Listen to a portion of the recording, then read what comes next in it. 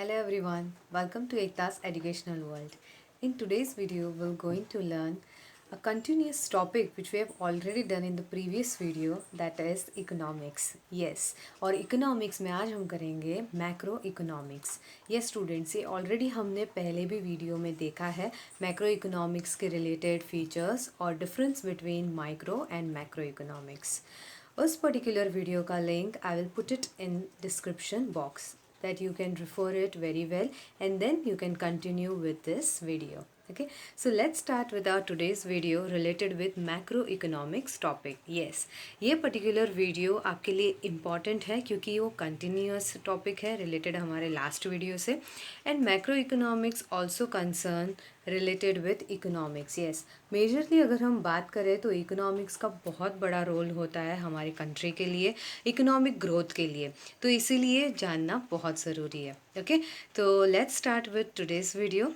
Macroeconomics, right? As we all know, we have seen and we have learned that macroeconomics is related with a large part of economy. Yes, it's related with the big things, the big problems related with the country.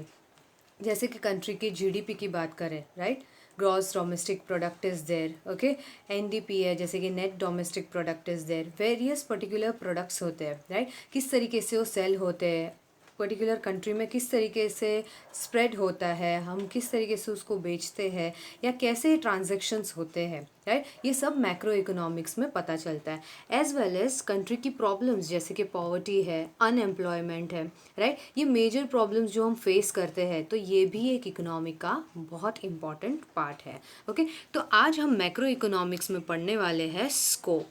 Yes, future मतलब किस तरीके से आगे इसका क्या scope है, हम future में इसको किस तरीके से देख सकते हैं, या तो फिर मैक्रो इकोनॉमिक्स आगे हमें क्या बता सकता है, राइट. तो ये इन्फॉर्मेशन हमें इस वीडियो से पता चलेगा, तो ये वीडियो एंड तक ज़रूर देखिएगा.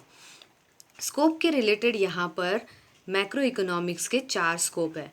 First related with theory of income and employment. अब उसमें भी 3 पार्ट्स है, जैसे कि आप देख सकते हैं यहाँ पर theory of consumption function, theory of investment function and last theory of business cycles. Yes, second जो हमारा आता है theory of general price level and inflation, ये सेकेंड पार्ट है, राइट. थर्ड वन आता है theory of economic growth and development and last one है theory of related with macro, right. तो मैक्रो थियोरी का किस तरीके से डिस्ट्रीब्यूशन होता है वो हमें इस पर्टिकुलर पॉइंट से पता चलेगा. ओके, फर्स्ट पॉइंट हमें ध्यान से समझना है क्योंकि उसमें 3 पार्ट है, consumption function, investment function and business cycles. Okay, तो one by one will see to it. First one that is related with theory of income and employment. यहाँ पर मैंने एक तरीके से मेंशन किया है जैसे इजीली आपको समझ में आ जाए कि ये 4 स्कोप है मैक्रो इकोनॉमिक्स के. Okay, theory of income and employment क्या बताता है, basically it is related with income of the person, right. अब इनकम डिपेंड करता है लेवल ऑफ एम्प्लॉयमेंट, जितना ज़्यादा एम्प्लॉयमेंट होगा उतना ही जो भी पब्लिक है उसके लिए इनकम जनरेट होगी. इनकम पे बेसिस पे जितना ज़्यादा एम्प्लॉयमेंट उतनी ही ज़्यादा इनकम और उतना ही कंट्री का economic growth. Yes, economic growth का मतलब ही होता है फाइनेंशियल स्टेबिलिटी. यस, तो फाइनेंस अगर मनी टर्म्स में हमें देखना है तो ओवरऑल कंट्री का डेवलपमेंट बहुत ज़रूरी है और वो हमें ग्रोथ मैक्रो इकोनॉमिक्स में पढ़ने मिलता है. So it determined the level of national income. हमेशा ये वर्ड स्पेसिफाई किया जाता है नेशनल इनकम बिकॉज नेशन का इनकम देखा जाता है, पूरे कंट्री में कितने लोग वर्क करते हैं उनका इनकम मेंशन होता है, उसको हम नेशनल इनकम बोलते हैं. इंडिविजुअल पर्सन का इनकम माइक्रो इकोनॉमिक्स में आता है. Okay, so macro economics deals with related with national income. उसके लेवल पे देखा जाता है एम्प्लॉयमेंट कितने लोगों का है, कितना लेवल ऑफ एम्प्लॉयमेंट है या अंडर एम्प्लॉयमेंट है या अनएम्प्लॉयमेंट है, राइट. चेंजेस क्या क्या होते हैं इन बिटवीन, बहुत सारे चेंजेस होते रहते हैं. There will be a various fluctuations, तो वो फ्लक्चुएशंस भी मैटर करता है in terms of economic growth. Yes, अगर एम्प्लॉयमेंट कम हो जाता है automatic income level is quite zero, so definitely there is a fluctuation, there is a downfall for a country, right, in terms of growth. तो ये सब basically आता है इनकम एंड एम्प्लॉयमेंट में। कितना आउटपुट है, नेशनल आउटपुट मीन्स कितना production हो रहा है, राइट। अब कंट्री का डेवलपमेंट तो दोनों तरीके से देखा जाता है, in terms of producer also, consumer also. तो प्रोड्यूसर के पॉइंट ऑफ व्यू से देखा जाए तो कितना आउटपुट हो रहा है। अब आउटपुट जितना होगा उतना ही लेवल ऑफ डिमांड भी बढ़ता है, राइट। आउटपुट तभी बढ़ता है जब डिमांड है। तो यहाँ पर national output, level of employment, demand, ये सारी चीज़ों को एनालाइज किया जाता है। ओके, आगे हम लोग इसके बारे में देखते हैं। सो ये ऑलरेडी एक बिजनेस साइकिल के लिए भी इम्पॉर्टेंट है ना। बिजनेस में किस तरीके से, तो बिजनेस में भी वेरियस स्टेज रहते हैं। There is a peak, particular time is there, then recession, recovery time, okay, growth, ये सारे पर्टिकुलर फेसेस को कंटिन्यूस बेसिस पे होते रहता है। There is ups and down. तो वो बिजनेस साइकिल के लिए भी मैक्रो इकोनॉमिक्स इंपॉर्टेंट है, राइट। और इसके अंदर हमने बेसिकली देखा था, there is related with the business cycle, right. There is a level of employment also, right, growth also. तो ये सारी चीज़ों का जो उसका 3 बाइफर्केशन है in terms of production, consumption and business cycle, ये तीनों ही फर्स्ट पॉइंट में कवर होता है। ओके, बिजनेस साइकिल को हमने डिस्कस किया। Consumption level is totally depend upon consumer, right. अब कंज्यूमर के रिलेटेड कैसे होगा, तो जिस तरीके से लेवल ऑफ आउटपुट बढ़ेगा, लोगों की डिमांड बढ़ेगी, उतना ही लेवल ऑफ कंजम्पशन होगा। जितना ज़्यादा कंजम्पशन होगा उतना ही मार्केट में इनकम लेवल ऑटोमेटिक बढ़ेगा, राइट। तो उसी तरीके से हम कंजम्पशन फंक्शन को देखते हैं। इन्वेस्टमेंट की बात करें तो investment means a part of capital, right, that is also depend upon customer। Customer किस तरीके से प्रोडक्ट्स की डिमांड कर रहा है, मार्केट में किस तरीके से उसकी डिमांड हो रही है, उसी के बेसिस पे प्रोड्यूसर उस गुड्स को प्रोड्यूस करेंगे। So investment is also in same terms, right. जितना बेसिकली प्रोडक्ट्स का डिमांड रहेगा वही प्रोडक्ट पे इन्वेस्टमेंट ज़्यादा होगी। तो प्रोड्यूसर को भी समझ में आता है what is the way, right, what is the direction to make a production of goods, right. So that is all included in first point, that is theory of income and employment.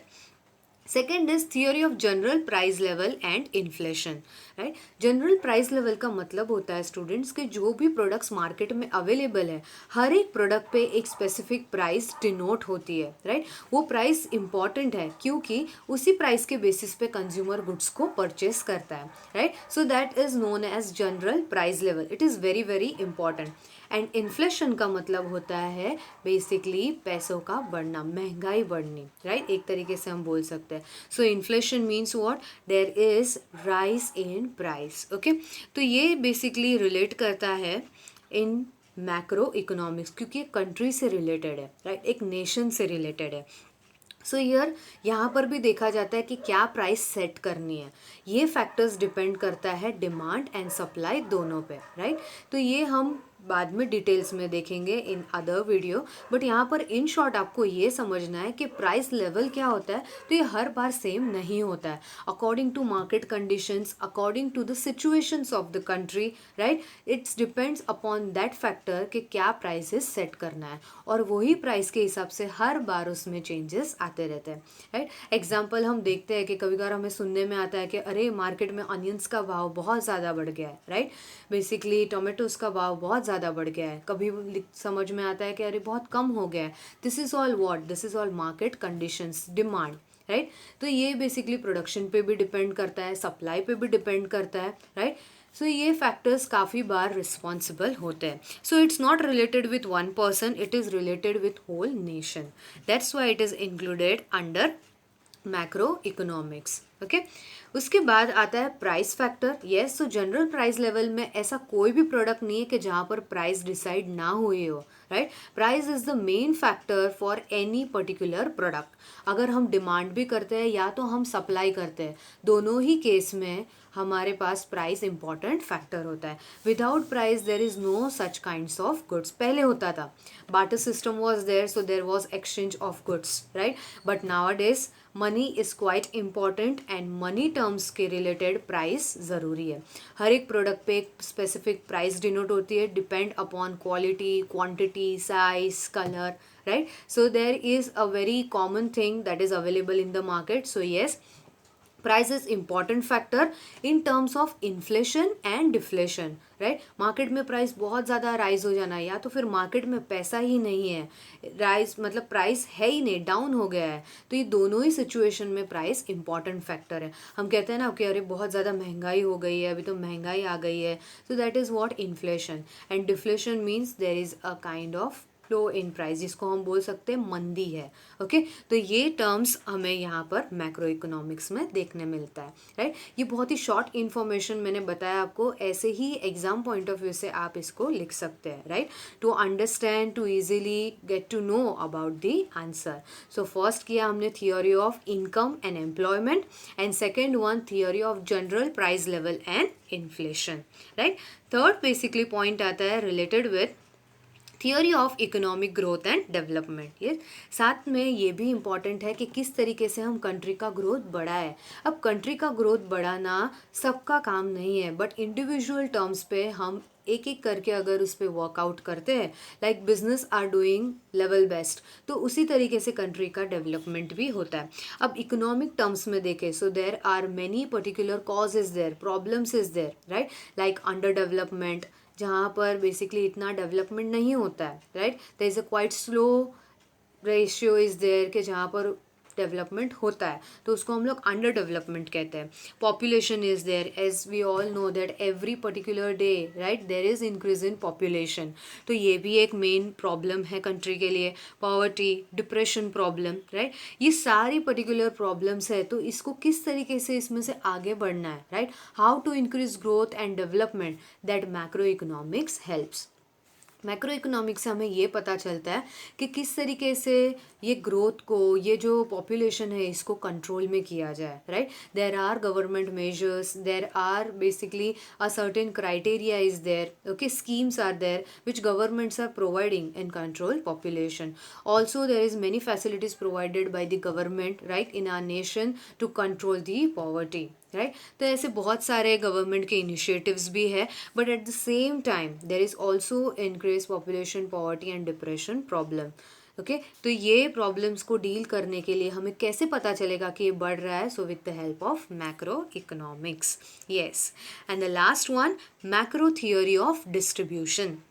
Now distribution means what, producer ने तो goods को produce कर दिया, right, उसके बाद main क्या होता है? Distribution. In what particular place you want to distribute the goods. Now it's also depend upon the locality, upon the area, right.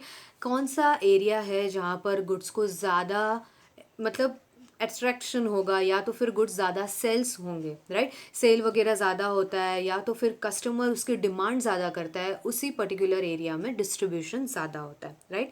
जैसे कि हम नियर बाय स्टेशन एरिया बताते हैं, तो वहाँ पर गुड्स का डिस्ट्रीब्यूशन ज़्यादा होता है, सेलिंग ज़्यादा होता है।